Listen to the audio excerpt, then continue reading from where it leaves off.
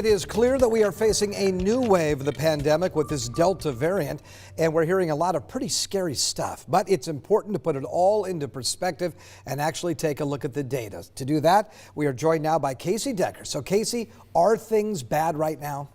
Yeah, Tom, unfortunately, the data is largely reflecting the rhetoric that we're hearing. Things are looking pretty darn bad. To see just how bad, let's go ahead and take a look at the latest data from the State Department of Health. Now, this will all be from or for Spokane County. We'll start with case numbers, and you can see the curve here over time. And you'll remember the biggest spike was back here in winter around late fall of 2020. And that spike is still our biggest spike to date. But you can see over here now, we have a pretty big spike in case numbers coming up here. It's about on par with what we were seeing in April when we were worried about going back to phase 2 and in July, in the beginning of the pandemic almost. So cases are increasing right now by quite a lot, and they're going up pretty dramatically. I don't know if you can see right here, but just the steepness of this curve, that's pretty scary. Now, of course, cases aren't the only metric that we care about. At the end of the day, what really matters to a lot of folks is hospitalizations. That's the one that shows really just how sick people are getting. So let's take a look at that too. And you can see here, things aren't looking much better here either. These hospitalizations are peaking.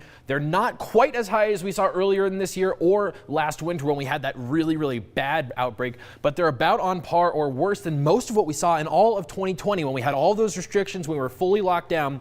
Hospitalizations were about what they are now. And that is a scary sign, as you just heard Ian talk about there, starting to frighten some hospitals. So you might be asking now, is there any good news? Well, some, depending on how you look at it. Obviously, we want to get down to 0 deaths, but go ahead and take a look at this chart for Spokane County. You can see most of the deaths happened in 2020 or at the beginning of 2021. Things were peaking with each wave that we saw at that point, but then that wave in April, we didn't see very many deaths.